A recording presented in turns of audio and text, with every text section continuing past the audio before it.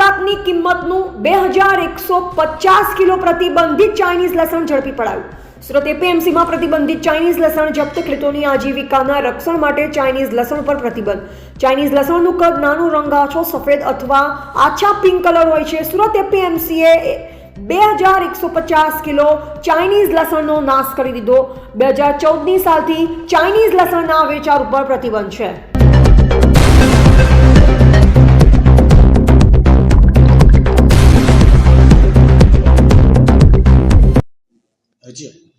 બાહુભાઈ શેખ, કાંદા બટાકા અને સૂકા લસણના વેપારી, સુરત એપીએમસીના બોર્ડ ઓફ ડિરેક્ટર।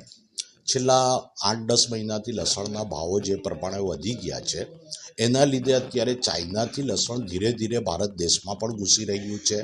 હવે એ પોર્ટ પરથી કાયદેસર પણ આવે છે અને ગેરકાયદેસર પણ આવે છે, પરંતુ આ લસણ સરકારશ્રીની ગાઈડલાઈન મુજબ એને સ્વાસ્થ્ય માટે હાનિકારક બતાવવામાં આવે છે અને ખરેખર એમાં જે રીતની દવા અને પેસ્ટિસાઇડનો ઉપયોગ થાય છે એટલે એ સ્વાસ્થ્ય માટે હાનિકારક જ છે।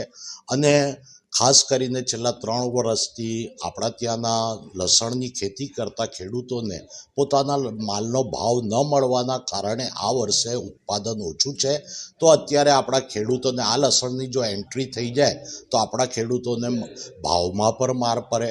અને આ ચાઇનીઝ લસણ અમારા ત્યાંના ઇન્સ્પેક્ટરો રાઉન્ડમાં હતા અને ધ્યાનમાં આવ્યું કે શંકાસ્પદ લાગેલું, એનું અમે તપાસ કરતા એ ચાઇનીઝ લસણ હતું, જેનું અમે સંપૂર્ણપણે નાશ કર્યું છે। અને અમે અમારી એપીએમસીમાં આ રીતનું ચાઇનીઝ લસણ કોઈ બી રીતથી વેચાણ નહીં થાય એ માટે અમે કટિબદ્ધ છીએ। શું ફરક બંનેમાં દેશી? જો આમ જોવા જોઈએ તો હવે ચાઇનાની દરેક વસ્તુમાં ફરક તો હોય જ છે, દેખાવમાં સારું હોય છે પરંતુ એમાં તીખાશ નથી હોતી અને જે આપણા લસણમાં ટેસ્ટ હોય તે કોઈ પણ રીતથી એ ટેસ્ટ હોતા નથી, પણ દેખાવમાં સારું હોવાના કારણે લોકો એના તરફ આકર્ષાય છે। પરંતુ એક વેપારી તરીકે મારી સલાહ છે કે એ લસણનો આપણે ઉપયોગ ન કરીએ તો સારું।